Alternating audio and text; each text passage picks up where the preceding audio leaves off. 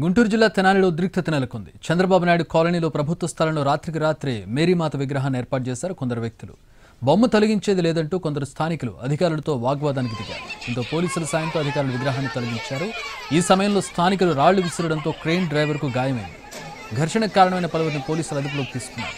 పోలీసుల లాఠీచార్జిలో పలువురికి గాయాలయ్యాయి. పక్కనే ఉన్న అంకమ్మ తల్లి చెట్టును కూడా తొలగించాలని స్థానికులు డిమాండ్ చేయడంతో చెట్టు కింద ఉన్న దిమ్మెను కూడా తొలగించారు మున్సిపల్ అధికారులు.